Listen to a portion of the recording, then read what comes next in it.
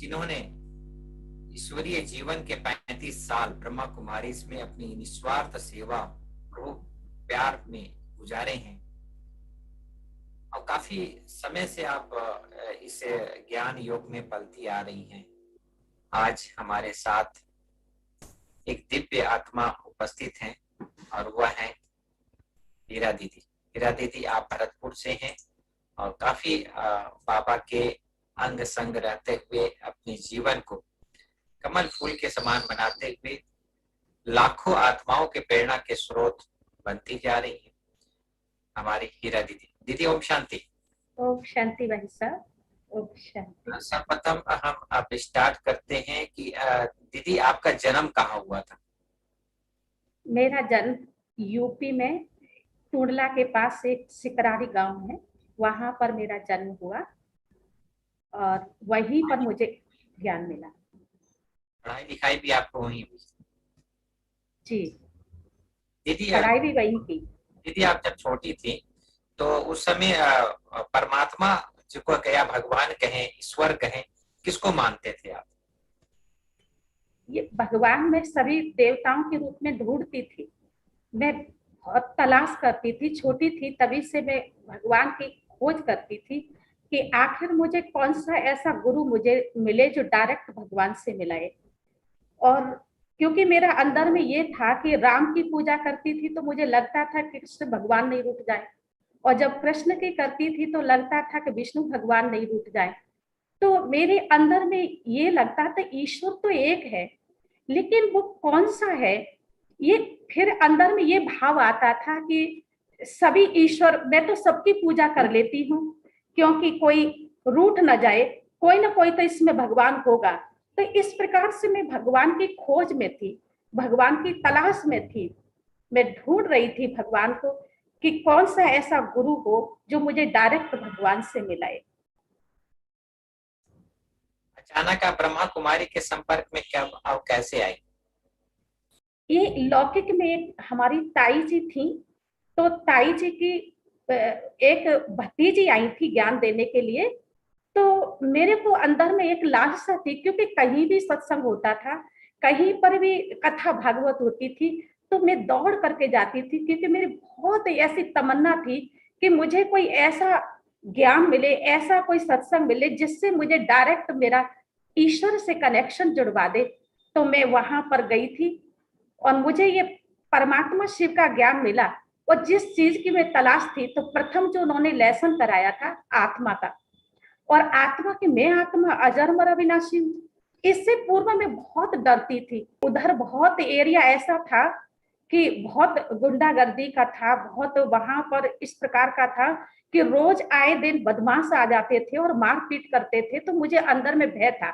लेकिन जब शिव बाबा का ज्ञान मिला तो मुझे आत्मा के लेसन से ये क्लियर हो गया कि सचमुच ये आत्मा तो अजर और अविनाशी है। मैं निर्भय हो गई, मुझे कोई भय खत्म हो गया। और दूसरा उसी, क्योंकि मैंने 7 दिन का कोर्स नहीं किया, लेकिन उन्होंने संक्षेप में बताया था, तो मेरे एकदम जिस चीज की तलाश में थी, जो सर्व आत्माओं की परम पिता परमात्मा कौन है, जब मैंने ये चैप्टर सुना तो कि श्री राम के भी इष्ट वही शिव है, श्री कृष्ण के भी गोपेश्वर के रूप में वही इष्ट शिव ही है। मैंने सभी देवी देवताओं के रूप में माना उनको ही। और इधर हम देखते हैं कि विक्रमादित्य राजा ने भी शिव की पूजा की थी। गुरु नानक देव जी ने भी ऊपर इशारा करते हुए एक ओंकार बताया। ईसा मसीह ने कहा गॉड इज लाइट। जब मैंने ये चित्र देखा तो सचमुच मुझे ऐसा लगा कि मैंने अब पाना था सो पा लिया, अब पाने को ना कुछ रहा, स्वयं भगवान मिल गया। बस मुझे तो नशा चढ़ गया। तो मुझे ये था कि भगवान, ओहो, भगवान संसार में आए हैं।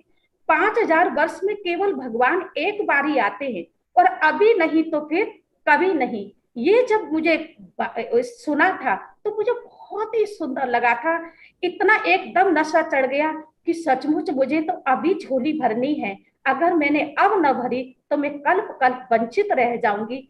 तो इस प्रकार के मुझे, और मैंने उसी समय ये संकल्प कर लिया कि मुझे मनुष्य से शादी नहीं करनी है, मुझे डायरेक्ट भगवान से शादी करनी है।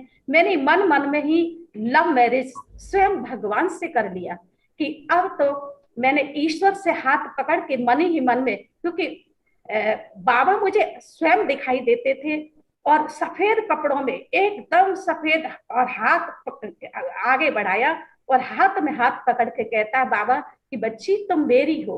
मैंने कहा बाबा, मैं जब से मैं आपको ढूंढ रही थी, अब वो मुझे आप अब मिले हैं। तो बस उस दिन से मैंने ये संकल्प कर लिया कि अब मुझे स्वयंवर करना है तो केवल ईश्वर से करना है, पर घर में मैंने ये बात नहीं बताई। दूसरा मैं ये देख, फिर परिवार वालों ने बहुत मतलब सितम तो ढाई, उन्होंने काफी मतलब संघर्ष हमने किया, लेकिन हम क्या करते थे, छत छत से जाकर के अपनी जो ताई जी की पुत्र वधू थी उनके घर पर हम जाते थे, छत से हम कूद करके जाते थे और वहां पर हम उनसे मिलन करते, क्योंकि घर वालों ने बहुत मतलब शादी के लिए प्रयास किया कि हम शादी करेंगे, ऐसे कभी टाटा बिरला की बेटियां नहीं रही हैं, आप कैसे मतलब ऐसे कर सकती हो, है ना, हम तो, क्योंकि दुनिया हमसे क्या कहेगी। तो इस प्रकार के पिताजी बोलते थे, लेकिन हम तो अड़िग थे। हमने कहा अब तो हमारा स्वयंवर हो चुका है, हम नश्वर पति नहीं चाहिए, आज है कल मर जाए, ऐसा पति हमको नहीं चाहिए।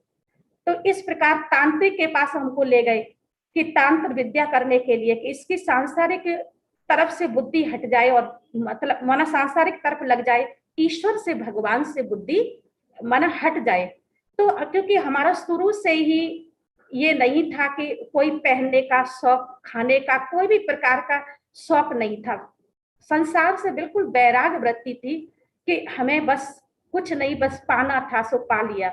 इस प्रकार से तांत्रिक ने भी ये शब्द बोल दिया कि ये साक्षात देवी है, दुर्गा है, अगर इसके साथ में तुमने कुछ किया तो ये उल्टा कर देगा, ऐसा उसे स्वयं बाबा पहुंच गए उनके पास। मैं तो बस केवल योग करती थी, ध्यान करती, बाबा बस तुम आप मेरे हो, आपके सिवा इस दुनिया में मेरा कोई भी नहीं है। तो बाबा स्वयं आ जाते थे और जब लड़का देखने के लिए जाते थे तो मैं योग लगाती, रात रात तपस्या करती थी, बाबा बस मैंने आपके साथ स्वयंवर कर लिया है, मुझे नश्वर पति नहीं चाहिए। तो इस प्रकार से मैं माना योग लगाती थी और स्वयं बाबा अपने लकड़ी के खड़ाऊ पहनकर और एकदम चमचमाता चेहरा लाइट बाबा के मस्तक पर, और बाबा आके कहता था, बच्ची बच्ची तुमने कितने दिन से खाना नहीं खाया है, और बाबा स्वयं वो प्लेट को भर देते थे। पुलाव चावल जो बना हुआ होता था, बाबा अपने हाथ से मुझे खिलाता था। मैं कहती थी, बाबा आपको कैसे मालूम है कि मैंने खाना नहीं खाया है?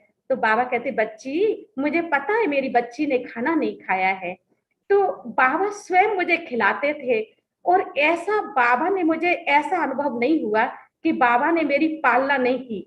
ऐसे अव्यक्त होते हुए भी मुझे ऐसे लगता था सचमुच स्वयं भगवान मेरी पालना कर रहे हैं, और मुझे घर परिवार वाले बताते नहीं थे, क्योंकि आंखों का आंसू मेरा सूखता नहीं था, क्योंकि मुझे शादी नहीं करनी, और वो शादी करना चाहते थे। जब लड़का देखने के लिए जाते थे तो मैं कई कई दिन हो जाते थे, मैं खाना ही नहीं खाती थी, और वो मुझे बताते नहीं थे कि माना हम कहीं देख के फाइनल भी करके आए हैं, लड़की को देखने के लिए आ रहे हैं, मुझे नहीं बताते, क्योंकि उन्हें पता था कि ये रोएगी और मतलब कुछ कर लेगी, क्योंकि मैंने उनको धमकी दे दी थी कि हालांकि मुझे करना नहीं था, क्योंकि बाबा कहता है बच्चे शरीर घात बहुत बड़ा पाप होता है, तो इसलिए मुझे इस बात का भी ज्ञान था कि मुझे ऐसा नहीं करना है, लेकिन मुझे अपने को बचाना है, किस प्रकार से बचाना है। तो इस मैं उनसे कहती थी कि पिताजी मैं ना शादी में मेरा स्वयंवर हो गया, मुझे नश्वर पति नहीं चाहिए, लेकिन वो 8-8 दिन मतलब लड़का देखने के लिए जाते, जब तक वापस घर नहीं आ जाते थे तब तक मैं खाना नहीं खाती थी, और बाबा मुझे स्वयं अपने हाथों से प्रतिदिन खिलाते थे। और यहाँ तक है वो तांत्रिक के पास मुझे ले गए, और तांत्रिक ने कहा कि अगर तुम शादी नहीं करोगी तो मतलब क्या माना तुम्हारे माँ बाप जो है पाप में जाएंगे, उनका मतलब कल्याण नहीं होगा। तो मैंने कहा मेरे माँ बाप सीधे स्वर्ग में जाएंगे, क्योंकि उनका मेहमान स्वयं भगवान है, तो वो तो सीधे स्वर्ग में जाएंगे। वो कहते राम सीता ने शादी नहीं की, कृष्ण राधे ने शादी नहीं की थी क्या? तो हमने कहा कि उन्होंने शादी की, लेकिन उनका एक लक्ष्य था कि मैं शादी उसके साथ करूंगी जो धनुष को तोड़ेगा। तो मैंने कहा जो विकारों पे विजय प्राप्त करेगा तो मैं कर सकती, अन्यथा मैं नहीं करूंगी शादी, क्योंकि मेरा तो स्वयंवर हो गया है। फिर इसी प्रकार से फिर वो माउंट आबू जाना था। माउंट आबू जब गए थे तो उन्होंने कहा अभी हमारे कंट्रोल में नहीं ये बेटी आ रही है, अगर हम माउंट आबू भेज देंगे तो हमारे कंट्रोल से बाहर हो जाएगी, फिर नहीं होगा। तो उन्होंने कहा कि तुम भगवान की, मुझे बाबा पहले ही साक्षात्कार सब करा देते थे, मैं कभी भी मधुबन में नहीं गई थी, पहली बार मतलब मुझे बाबा ने कराया था कि बच्ची जैसे सफेद सफेद कपड़ा, ब्रह्मा कुमार कुमारी लाइन कतार बंद लगे हुए हैं और बर्तन उठा रहे हैं और मतलब भोजन ले रहे हैं। मैं पहुंच गई मधुबन में, बिना मतलब कभी मधुबन मैंने देखा भी नहीं, और बाबा ने मुझे पहले ही साक्षात्कार करा दिया। और बाबा जब स्टेज पर आए हुए थे दादी जी के तन में, तो बाबा ने, मैं बाबा से एकदम अपनी मन की बात कहने लगी, बाबा बस आप मुझे बचा लो, तुमने द्रौपदी की लाज रखी बाबा, आप मेरी लाज बचाओ। तो बाबा ने कहा बच्ची तुम चिंता मत करो, तो साक्षात देवी है, जो लोग विरोध कर रहे हैं वो तेरे चरणों में पड़ेंगे बच्ची, तू चिंता मत कर। ये शब्द भी मुझे बाबा ने मंच पर बोले थे। और इस प्रकार से मैं माउंट आबू होने के बाद फिर उन्होंने इसी प्रकार प्रक्रिया करना, शादी का करना शुरू किया और उन्होंने लड़का देख लिया। लड़का देखने के बाद में वो घर पे आए देखने के लिए, पर मैंने अपनी बुद्धि की डोर मैंने बाबा के हाथ में दे दी, बाबा बस तो आपने द्रौपदी की लाज रखी, बाबा आप मेरी लाज रखो। तो सचमुच बाबा ने ऐसी मेरी लाज, वो देखने वाले आए थे और इतना योग युक्त थी कि जैसे गोद भरने चले तो झट से किसी ने छींक दिया, क्योंकि देहातों में इस प्रकार का वो मानते हैं, कुशवन मानते हैं। तो फिर एक बीड़ी पी करके फिर से उन्होंने पुनः गोद भर दी। और गोद भरने के बाद मुझे ऐसा नहीं लगा कि मैंने इन्होंने कुछ किया है, मैंने कहा कि कुछ भी नहीं है। मैं तो ये जो आए थे मतलब लड़की भी, महिलाएं आई थी, उन्होंने मैंने कह दिया मेरे घर वाले जबरदस्ती कर रहे हैं, मैं शादी नहीं करना चाहती, मेरा तो स्वयंवर भगवान से हो गया है, मैं नहीं करूंगी। आपके ये जेवर है जो भी आप चढ़ावा लेके आए हैं ये मिट्टी का है, ये मुझे नहीं, मुझे तो भगवान ने अविनाशी गहना पहनाया है, भगवान ने मुझे श्रृंगारित किया है, ये मेरे लिए मिट्टी है, मुझे नहीं लेना है। तो भी वो नहीं समझ पाए। लेकिन फिर उसके बाद जो बीच वाला जो कराता है, मना दोनों का संबंध कराने वाला होता है, उसको फिर कहा कि ये, क्योंकि मेरा आंखों का आंसू नहीं सूख रहा था, मैंने स्पष्ट बोल दिया था कि मैं शादी नहीं करना चाहती हूँ, फिर आप ये मत बताना कि आपने हमको बताया नहीं। तो इस प्रकार से काफी संघर्ष आए, और संघर्ष होने के बाद भी कहते जिसका साथी है भगवान उसको क्या रोके आंधी और तूफान, सत्य की नैया हिलेगी डुलेगी पर डूबेगी नहीं। इस प्रकार से अनेक समस्याएं परिस्थितियां आई।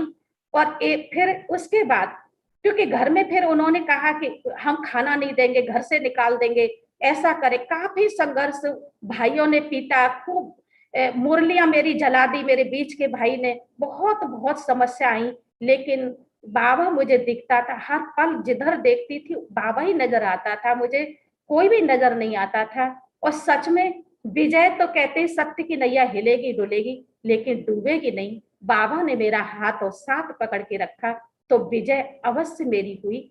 और वो सब हार खा गए, एंड में तो हार खा गए। और अभी पिताजी मम्मी सभी ज्ञान में चलते हैं। तो इस प्रकार से अनेक प्रकार की समस्या, तांत्रिक को भी साक्षात्कार बाबा ने कराया था। तांत्रिक को कहा था कि बच्चे तो अगर तेने तंत्र विद्या की, क्योंकि उसने पुड़ियां दी बना बना करके इसको खिलाना है ताकि इसकी बुद्धि इधर लग जाए। लेकिन फिर बाबा ने, मैंने तो कहा बाबा तू तो तांत्रिक का भी तांत्रिक है, तेरे से बड़ा तो कोई भी तांत्रिक नहीं इस दुनिया में। तो सचमुच बाबा स्वयं पहुंच गए उस तांत्रिक के पास। और बाबा ने कहा बच्चे तेने नहीं पहचाना वो कौन है, वो तो साक्षात दुर्गा है, देवी है, तो अगर तेने उसके साथ में कुछ भी किया तो मैं तुझे उल्टा कर दूंगा। इस प्रकार से वो डर गया। और पिता भाई साहब बड़े थे और पिताजी थे, उनसे बिल्कुल स्पष्ट मने कर दिया, कहा कि मैं तो उसके साथ में कुछ नहीं कर सकता हूँ, क्योंकि वो तो अज्ञानी था।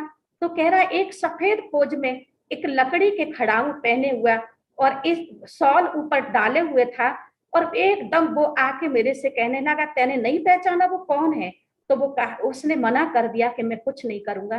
तो क्योंकि मुझे ये निश्चय था कि बाबा तो तांत्रिक का भी तांत्रिक है, उससे बड़ा कोई तांत्रिक इस दुनिया में कोई नहीं है। तो अब मैं प्रैक्टिकल देखती हूँ कि जिन्होंने विरोध किया वो गांव वाले सब कहते धन्य है, ये हमने तुमको पहचान नहीं पाया, सचमुच तुम तो हमारे गांव का अपने नाम रोशन कर दिया, नाम वाला कर दिया। आज वो लोग धन्य धन्य समझते हैं, और कभी भी जब गांव जाते हैं तो सब लोग उमड़ पड़ते हैं, और आज गीता पाठशाला चल रही है। और मेरा आने का जो कारण था, तो हमारी गुलजार दादी जी थे, तो यहाँ पर उन्होंने कहा था कि बिमला, हमारी जो आदरणीय सम्मानीय हमारी बिमला बहन जी थी, तो उन्होंने कहा कि हीरा बहन, तुमको मैं भरतपुर 15 दिन के लिए भेजती हूँ। गुलजार दादी जी का एक मैसेज आया, उन्होंने हमको बोला है कि कन्या भरतपुर में देनी है आपको।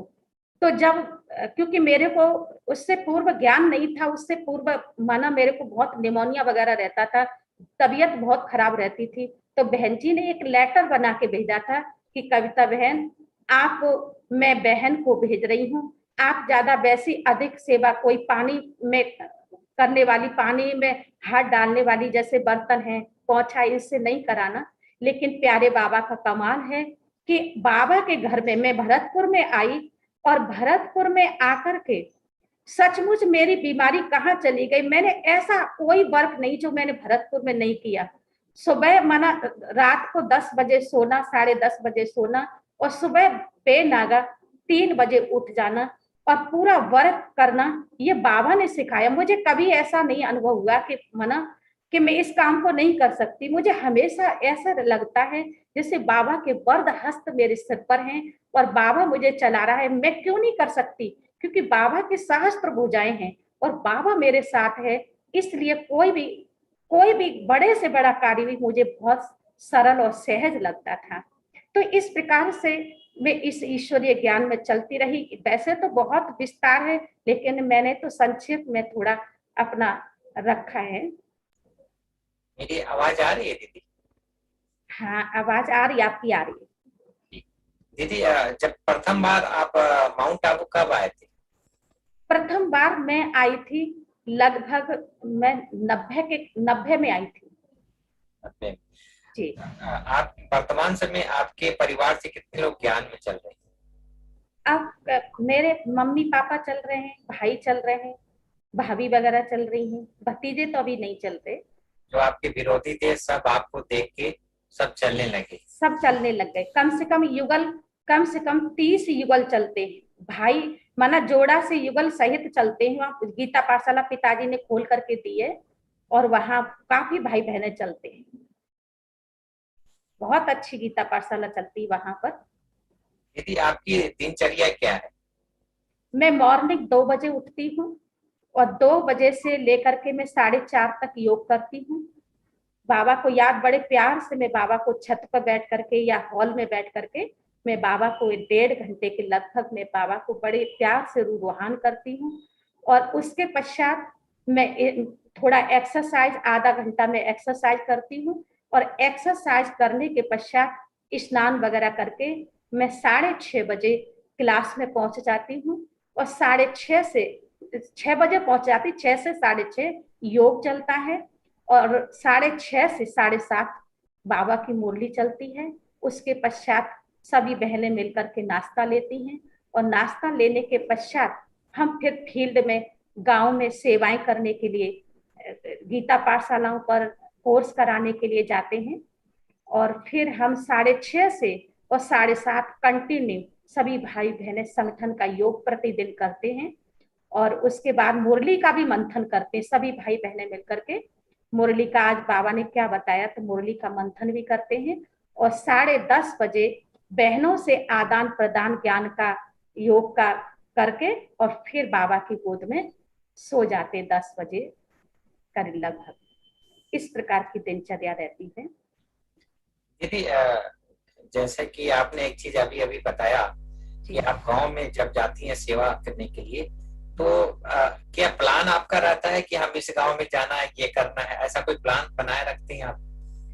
मेरा ऐसा प्लान नहीं है, पर वो बहुत कहते हैं कि हम कहते हैं कि आप जरूर आया करो, हमारे में फोर्स भर जाता है, आप आते हो तो आपकी जब क्लास आप कराते हैं तो एक नवीनता आ जाती है, थोड़ा और हमारे अंदर उमंग उत्साह आ जाता है।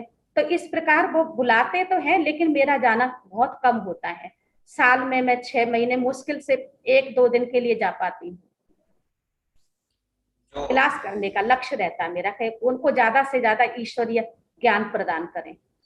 गांव गांव में जो सेवाएं होती हैं, वहां प्रदर्शनी करना होता है, वहां पर हम गीता पाठशाला खोलना होता है, तो इस तरह के सेवाओं में आपको बहुत रुचि है। तो मैं समझता हूँ, बाबा कहता ना, गांव गांव में बाबा का झंडा लहराना है, तो जी। बहुत सुंदर है। सेवाएं आप कैसे करती हैं, गांव की सेवा? जब पहले से ही सूचना कर दी जाती है, वहां पे भाई एक मुकर्रर कर जाया माना जाता है, जैसे संपर्क वाला भाई है, वो चाहते हैं कि हमारे गांव में आप बहन जी आओ, 7 दिन का कोर्स कराओ। तो वो सभी क्या करते हैं, आपस में एक दूसरे को घर घर में आप बोल करके आते हैं, ऐसी इस प्रकार की बहन जी आ रही है ओम शांति वाली, और हमको क्योंकि वो ओम शांति बोलते हैं, ओम शांति वाली बहन जी आ रही है, बहुत सुंदर सत्संग सुनाती है, ज्ञान सुनाती है, आप सुनने के लिए, क्योंकि सत्संग के नाम से ही आते हैं। और जब हम सत्संग, वो सब भाई बहने अधिक से अधिक संख्या में आते हैं, और जैसे वो सुनते हैं ना, तो इनको इतना अच्छा लगता है, अपने आप ऑफर करते हैं, वो व्यसन छोड़ देते हैं, फैशन करना छोड़ देते हैं। और उनमें जो आपसी भाई भाइयों में, पड़ोसियों में जो झगड़ा होता है, वो सचमुच उनका देखते हैं कि 7 दिन के कोर्स के बाद ही उनका एकदम जैसे जीवन परिवर्तन हो जाता है, इतने खुश होते हैं कि बस बाबा के वो बन जाते हैं। इस प्रकार की सेवाएं बहुत मतलब हमारी करने की उमंग उत्साह रहता है, अधिक से अधिक बाबा का संदेश लोगों को पहुंचाए। दीदी, जैसे शुरू से ही आपको बहुत सारे विघ्न आए, तो ऐसे विघ्नों में आप पार भी हो गई, तो आप प्रेरणा स्रोत किसको मानती हैं? पहला स्रोत तो हमारी एक बहन थी लौकिक में, ताई जी की माना भतीजी थी, वो माता ही थी गृहस्थी, जिसने हमको ये ज्ञान दिया।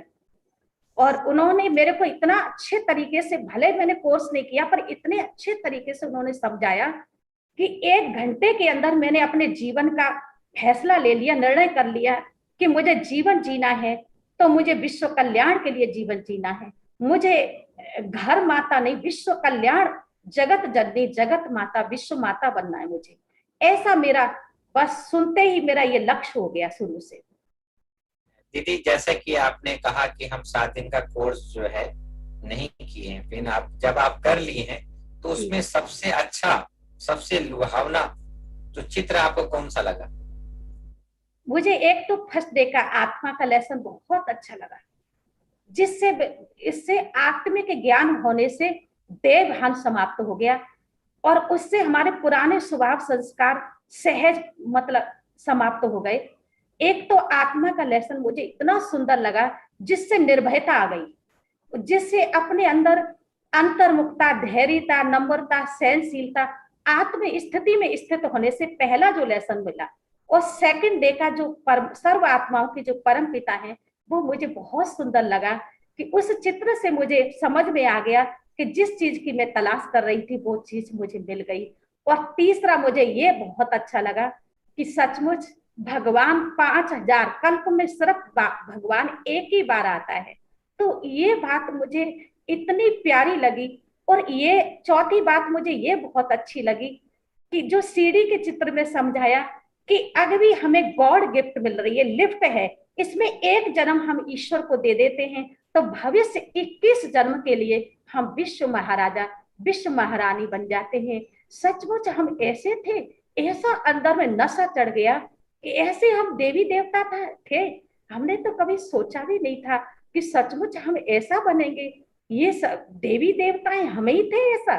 तो ऐसा आश्चर्यजनक लगा, और सचमुच वो समय, वो घड़ी, सारा जीवन अपना बलिदान विश्व कल्याण की सेवा में बस समर्पित कर दिया।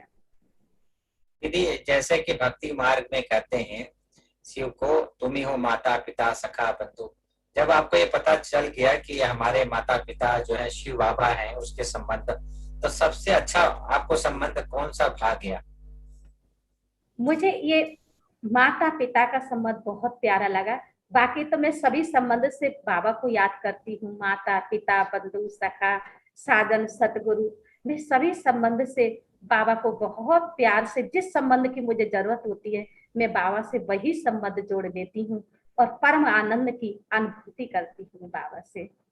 बहुत ही आनंद आता है। मैं तो एक एक सेकंड में देव और देह की दुनिया से बिल्कुल उपराम हो जाती हूँ। मुझे तो कमेंट्री भी करने की आवश्यकता नहीं होती। ऐसे जैसे मैं बिल्कुल देह और देह की दुनिया, वो चमकीली, वो बिंदु बिंदु सितारे चमकते हुए नजर, बिल्कुल शांत अवस्था में बैठ जाती हूँ। बड़ा आनंद आता है। कभी बाबा के पास सूक्ष्म बतन में बाबा जैसे बाएं पसार के बैठा हुआ है और बाबा मुझे नजर से निहाल कर रहा है, बाबा मुझे अपनी बाहों में भर रहा है। ऐसे अनुभव करते करते बस बाबा की गोद में समा जाती हूँ। कितना समय तक रह पाती हैं आप? बस मैं काफी समय तक रहती हूँ। जैसे वतन में मुझे मन ही नहीं करता है कि नीचे आने का, मैं नीचे जाऊं। कभी थकावट अनुभव नहीं होती कि मैं नीचे आऊं। बिल्कुल मन नहीं करता है। ऐसे भूखे को प्यास मना किचन की तरफ उसकी बुद्धि जाती है, ऐसे मेरी बुद्धि स्वयं भगवान के पास सहज पहुंच जाती है। मुझे उसे प्रयास नहीं करना पड़ता है बाबा को याद करने के लिए। बोलने की भी इच्छा नहीं होती है, बात करने की। बिल्कुल बिल्कुल। बहुत सुंदर। दीदी, आप दादियों से मिले होंगे, दादियों के साथ के कुछ अनुभव सुनाएं। जी, वैसे ये है मेरा मतलब प्रैक्टिकल। ये मैंने देखा कि बिमला बहन जी मेरा बहुत मतलब प्रेरणा की स्रोत रही। और साथ साथ मैं एक जीवन में एक चीज चाहती थी कि मुझे बहन मिले तो बहुत स्त्रीक मिलनी चाहिए। मेरी प्रेरणा की स्रोत मेरी आदरणीय दीदी कविता दीदी हैं। और सचमुच उन्होंने, मैंने ये देखा कि उनकी इतना एक्टिव और इतना उनके अंदर अलर्टनेस और मर्यादा में बिल्कुल मतलब एक कड़क जैसे होने चाहिए। और मैं पहले यही चाहती थी। मुझे अलबेला शुरू से ही अच्छा नहीं लगा कि अलबेलापन मुझे बिल्कुल पसंद नहीं था। मतलब खा लिया सो लिया या इस तरह फालतू की व्यर्थ बैठ के बातें कर ली, ये मुझे शुरू से ही पसंद नहीं था। तो मैं पहले जब बिमला बहन जी के पास आई थी तो मैं यही कहती थी कि मुझे तो ऐसी बहन चाहिए जो मतलब डिसिप्लिन हो, अनुशासन हो। तो मेरी प्रेरणा की स्रोत तो हमारी दीदी, हमारी कविता दीदी जी थी। और दूसरा साथ ही हमारे सभी बहनें हैं, उनसे भी मुझे प्रेरणा मिलती है। समय अनुसार जिस प्रकार से दीदी अभी कोरोना का महामारी चल रहा है, बहुत सारी घटनाएं हो रही हैं। आपके जीवन में ऐसी कोई घटना जो आपने ज्ञान योग से पार किया हो, वो स्टार्टिंग का छोड़ के अलौकिक परिवार? जी, मैंने ये प्रैक्टिकल देखा। मुझे एक वैराग वृत्ति अपने आप में आई। मैंने कहा सचमुच समय हमें संकेत दे रहा है कि ये मना ये जीवन परिवर्तन को अब समय नहीं है।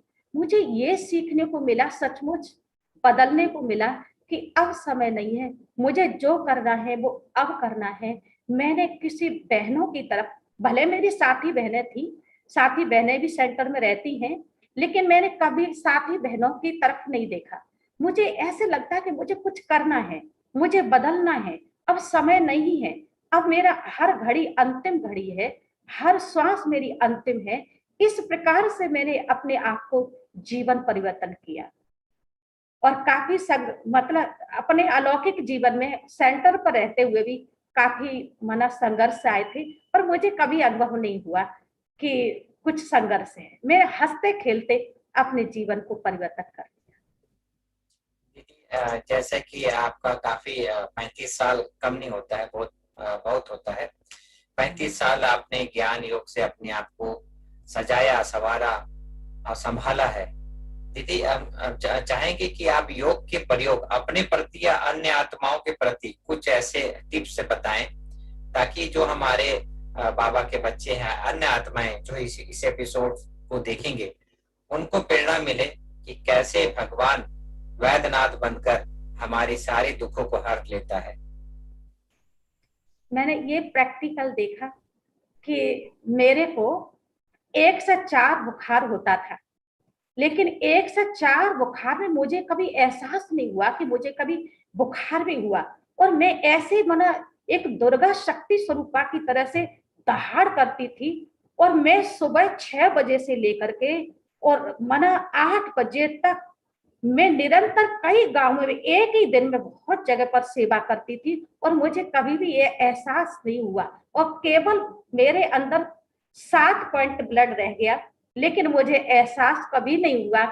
ये मना ऐसे लगा मेरे में कितनी अदम शक्ति है, मैं बहुत शक्तिशाली हूँ, मेरे अंदर कोई इतनी ऊर्जा थी, कभी एहसास नहीं हुआ। और मैंने ये भी देखा प्रैक्टिकल कि उस जहां पर मैं गई शुरू शुरू में सचमुच कुछ भी नहीं था वहां पर।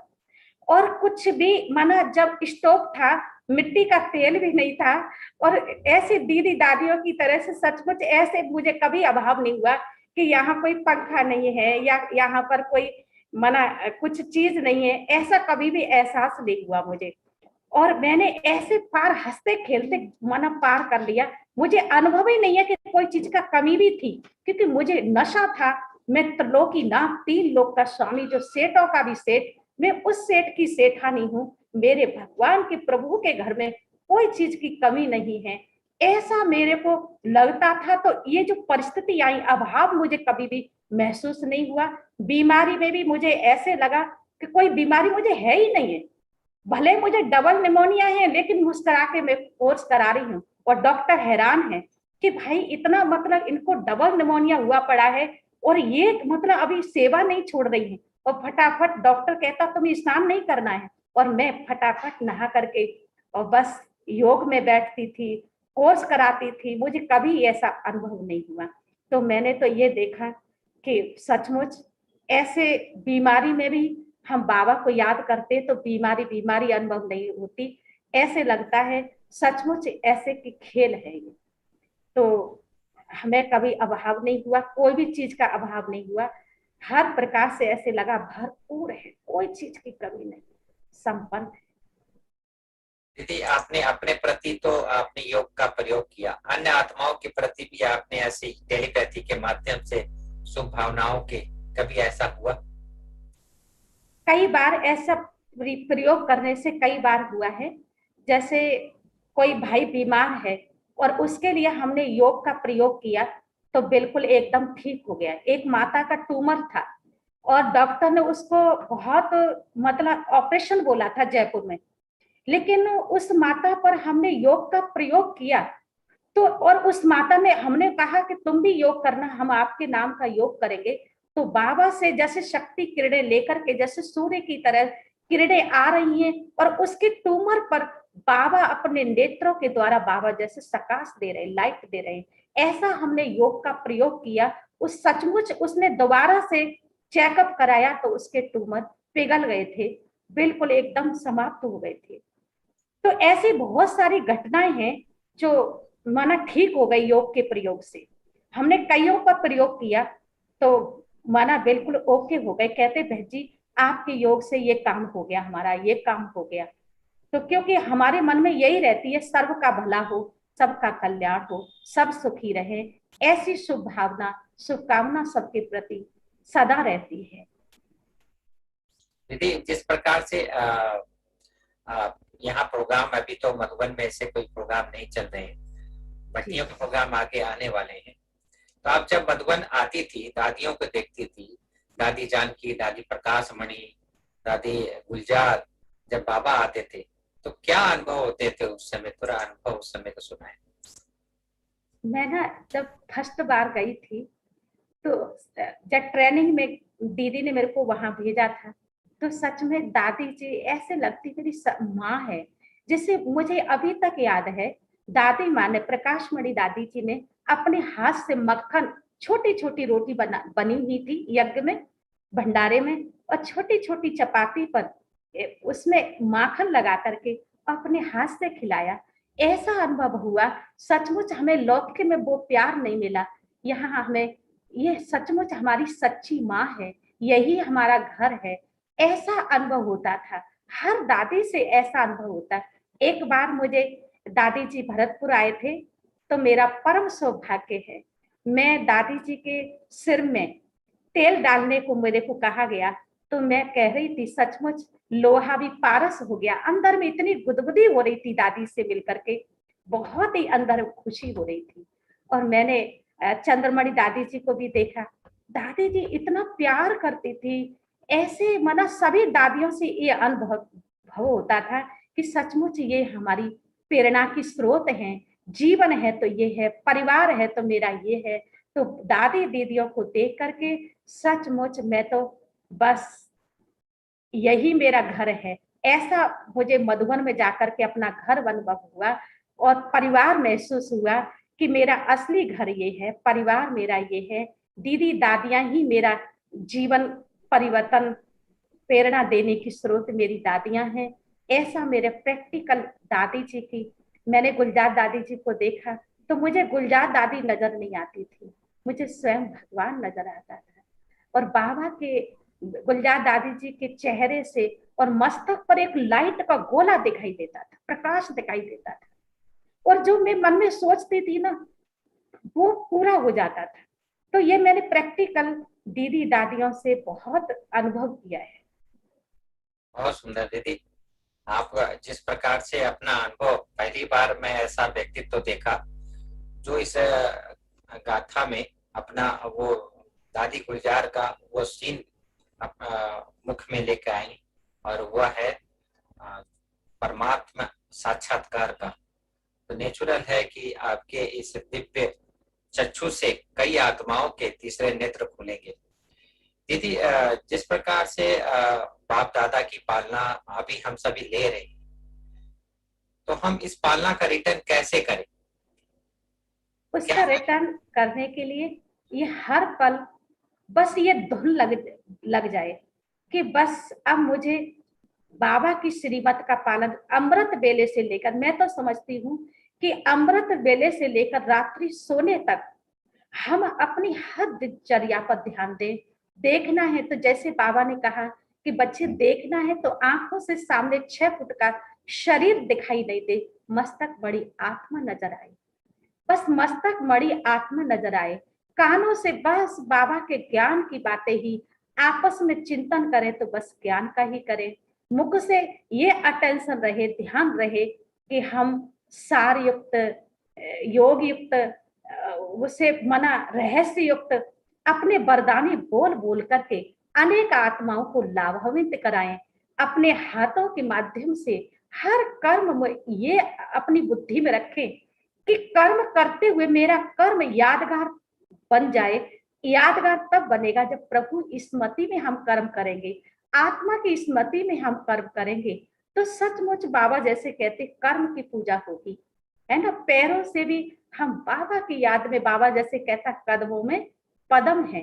तो जब हम पूरे अपने कर्मेंद्रियों पर अटेंशन दे, हर अंग पर अपना अटेंशन दे, क्योंकि ये लक्ष्य सामने रहे कि सचमुच मुझे श्री लक्ष्मी श्री नारायण, मुझे मनुष्य देव आत्मा बनना है और इन जैसा बनने के लिए मुझे निहारना है।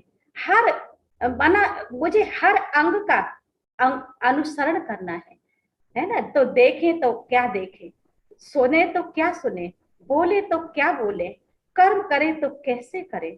हम हर अपनी एक्टिविटी पर अटेंशन दें, अपनी चाल चलन पर ध्यान दें, तो निश्चित ही, मैं कहती निश्चित ही ये परिवर्तन आएगा। और इस परिवर्तन से इस सृष्टि परिवर्तन अवश्य होगी। इसके लिए हमें खुद को बदलना होगा। हम बदलेंगे, हमारी संगे साथी बदलेंगे, हमारा हमारा परिवार, समाज, देश और विश्व बदल जाएगा। इसके लिए हम दिनचर्या स्वयं पर अटेंशन देंगे, गुण ग्राहक दृष्टि रखेंगे, तो निश्चित ही स्व परिवर्तन से विश्व परिवर्तन अवश्य हो जाएगा। आपने कहा कि हर कर्मेंद्रिया जो है हमारे कमल समान सुगंधित बन जाए, देवी जैसा बन जाए। दीदी, जिस प्रकार से आज का जो समस्या गुजर रही, जैसे अभी दादी गुलजार अभी नहीं है, आने वाला समय जो है वो भी एक प्रकार से क्या है हम सभी जानते हैं। तो हम चाहेंगे दीदी आपका फ्यूचर प्लान क्या है, थोड़ा अपना अनुभव शेयर करें। फ्यूचर ये है कि हम 16 कला संपूर्ण, जैसे बाबा कह रहा है 16 कला संपूर्ण, संपूर्ण निर्विकारी, है ना, संपूर्ण निर्विकारी, मर्यादा में पुरुषोत्तम, डबल अहिंसक।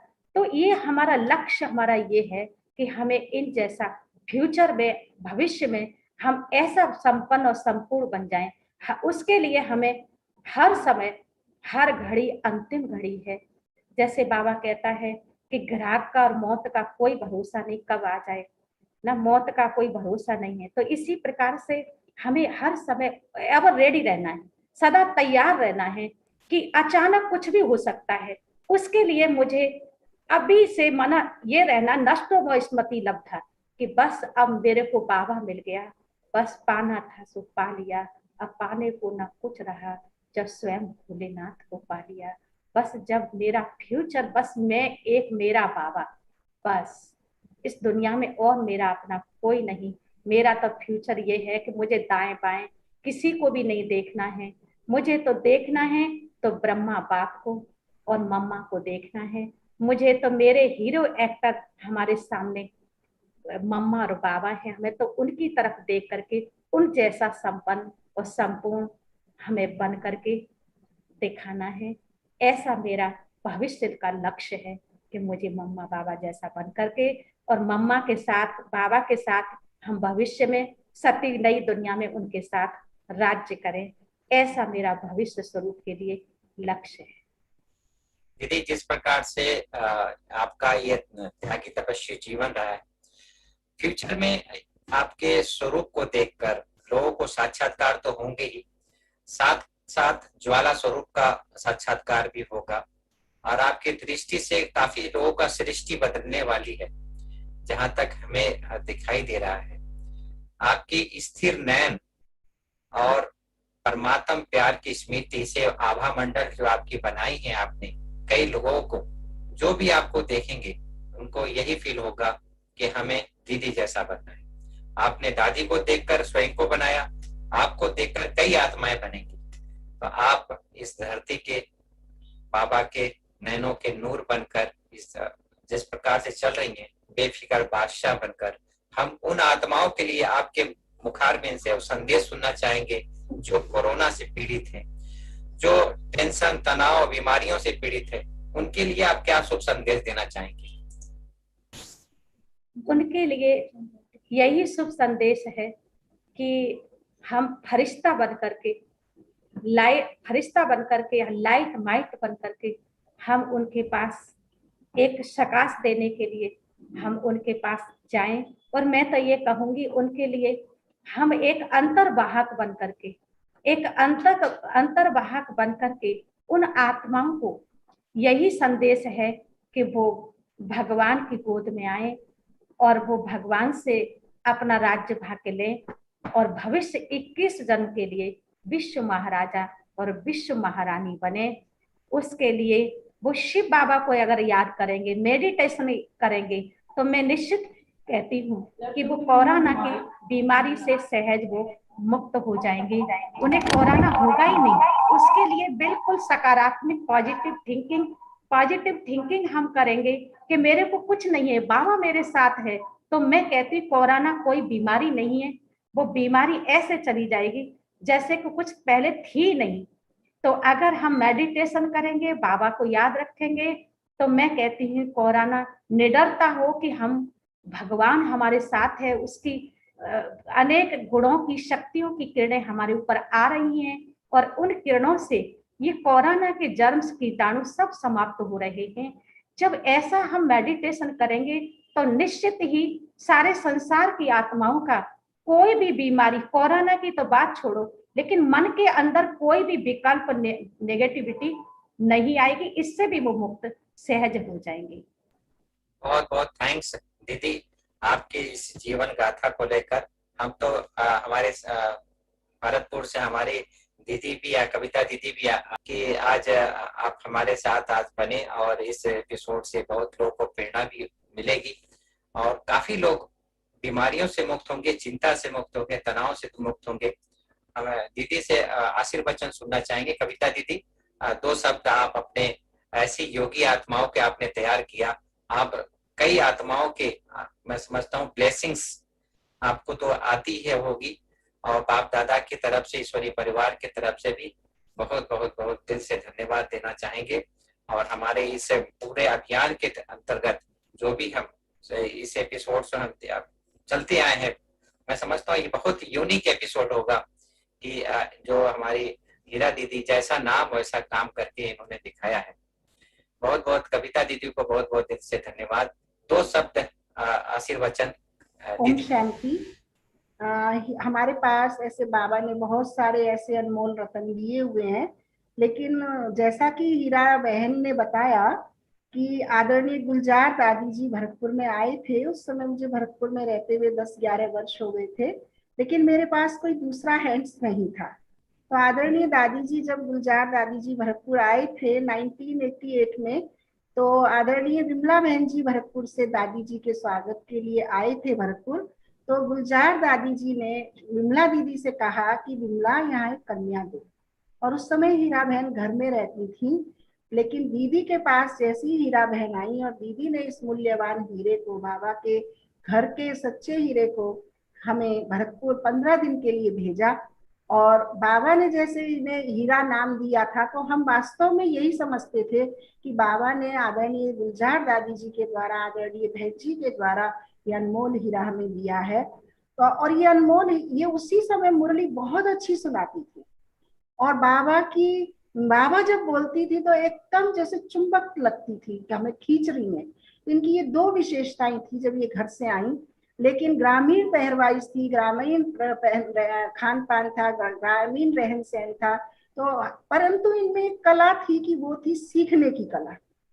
तो मैं जो भी कार्य करती थी तो वो उसको ये बहुत फोटोकॉपी की तरह अनुकरण करती थी। मैं इन्हें कहती थी जाओ आप किचन में जाओ और ये सेवा कर लो, तो या कपड़े धुल लो, या कोई भी बाहर, मैं हॉल से बाहर कोई मेरे से मिलने करने आते थे, क्लास कोर्स या मैं कोई शिविर लेती थी, तो मैं इन्हें भेज देती थी, क्योंकि हम दो ही बहनें थी यहाँ पे उस समय, और सेवाएं बहुत विस्तार थी यहाँ पर। तो मैं देखती थी कि ये उसका एक हाथ और एक पांव और एक कान उसका उस सेवा पे होता था, क्योंकि घर भी छोटा सा ही था। और दूसरा इसका ये होता था कान हाथ पांव कि दीदी क्या कर रही है और क्या किसी को दे रही है, मैं सीख लूं। हालांकि इनकी लौकिक एजुकेशन बहुत कम है, लेकिन इन्होंने अलौकिक एजुकेशन को इतना लर्न किया, इतना लर्न किया, दो खूबी के कारण कि बाबा से अटूट प्यार, और बाबा की मुरलियों से, निमित आत्माओं से जो इनका प्यार रहा, उसके कारण इन्होंने बहुत उन्नति को किया। दूसरी इनकी कला थी जब ये घर से आई, सिलाई कला।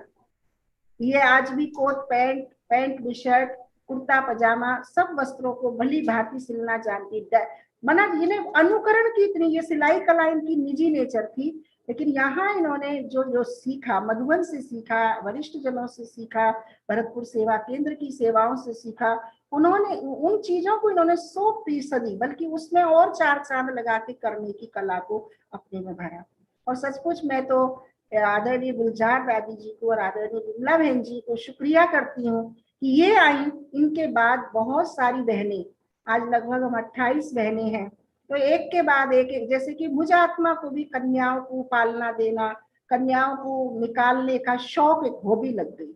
और बाबा ने भरतपुर, ये आगरा से बहन जी के द्वारा भेजी हुई है, इनका पूरा परिवार, इनके घर पे गीता पाठशाला, बाबा ने भरतपुर सेवा केंद्र को ही निमित्त बनाया कि यहाँ से ही हम उनकी पालना करी।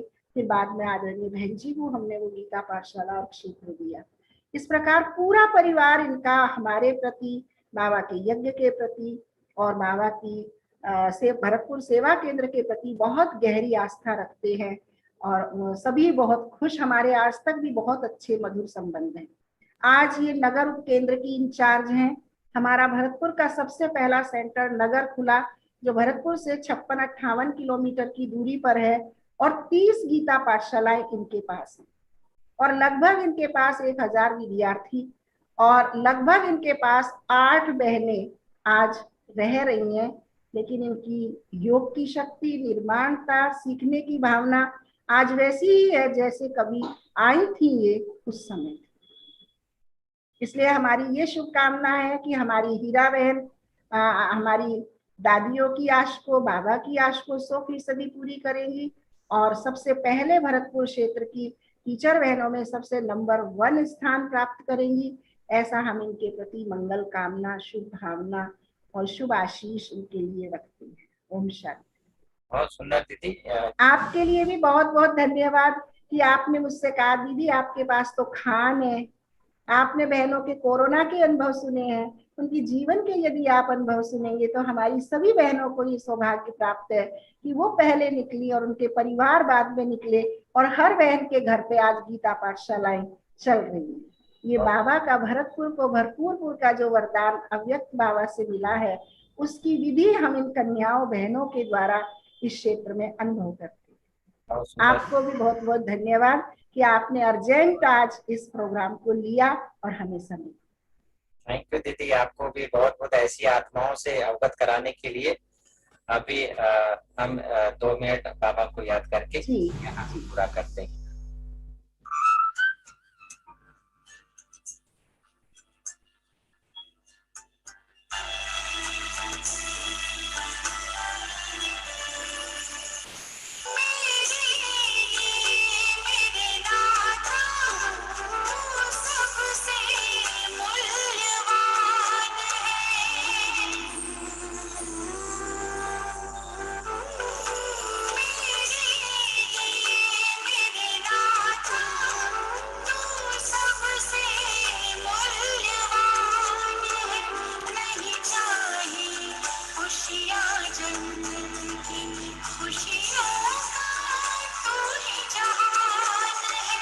तुझे